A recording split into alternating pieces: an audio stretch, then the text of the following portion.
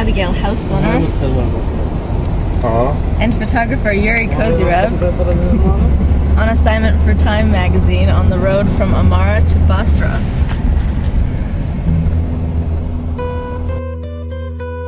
Last week, I teamed up with two Time veterans, war photographer Yuri Kozyrev and our charming driver/fixer/bodyguard Sami al-Hilali for a trip into southern Iraq via the formerly lawless cities of Amara and Basra.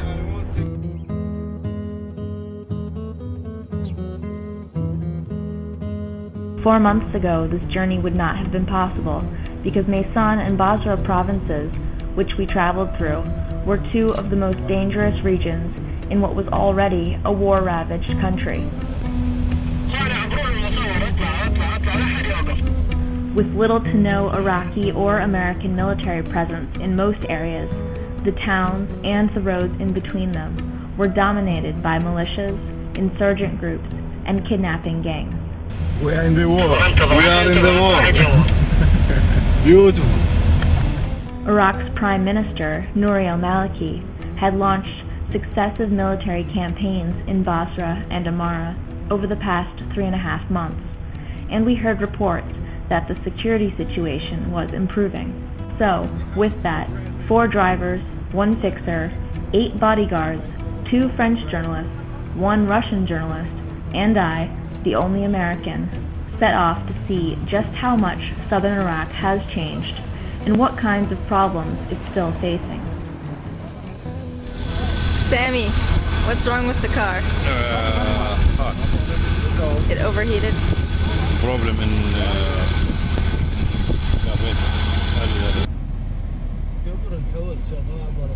And this is the outskirts of Amara. We spent our first day in Amara, the capital of Maysan, which has only recently started seeing Western journalists again, after Maliki launched his crackdown last month against the Mahdi army of radical cleric Muqtada al-Sadr. Since Iraqi troops moved in here on June 19th, the city has opened up.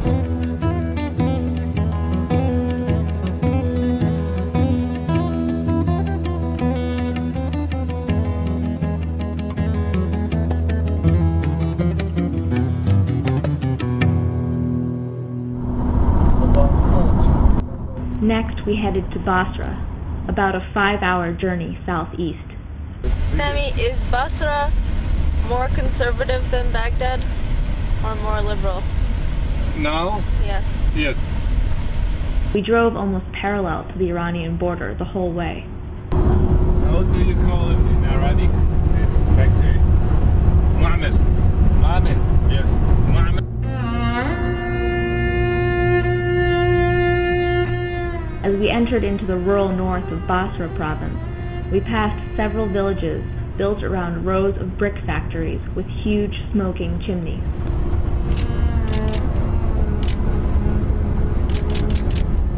The thick black smoke from the factories is pumped into the air constantly in these villages, where people live in earthen homes with few amenities.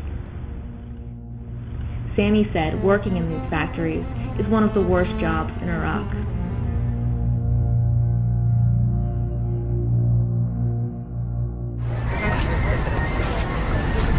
Our first night in Basra, we decided to go for a walk on the Corniche, the road that runs along the Shatt al-Arab, which is the convergence of the Tigris and Euphrates rivers just before the Persian Gulf. What we found there was surprising. Basra was terrorized by the militias that controlled it for the past couple of years. Residents told us they had been scared to leave their houses, afraid of kidnappings and murder for belonging to the wrong political group or militia, or for not being religious enough. But last week, families and young people were out having a good time, strolling and socializing on the Corniche.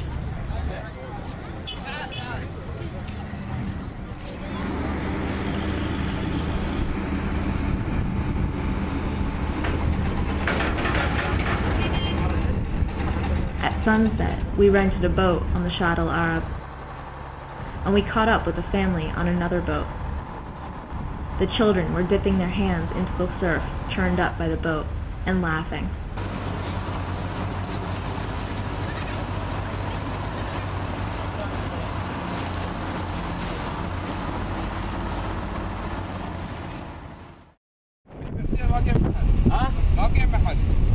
The next day in Basra, we linked up with the Iraqi army.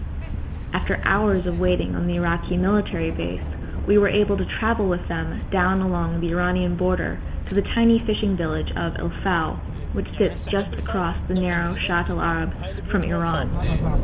This is Fau city now. So now we're in Fau. See. So we're just a few kilometers from the Iranian border. يقول لك هذا الشخص اللي احنا ندور عليه اجى فلان مكان يعطينا العنوان مالته. Along the way, we talked to one of the officers about how his forces are getting Basra under control. Does the army mostly do its operations at night? يقول معظم العمليات اللي He told us how they carry out night raids and what the procedures are for collecting intelligence. He blamed Iraq's neighbors for stoking the violence in his country, but declined to point the finger at any specific one. These, they say, are gas or oil refineries on the... As we got closer to El Fau, we could see the flames from an oil refinery on the Iranian side of the border. The soldiers we were with told us it was the Iranian city of Abadan. It was thrilling to be that close to Iran, which is both Iraq's budding ally and the United States' fiercest enemy in the region.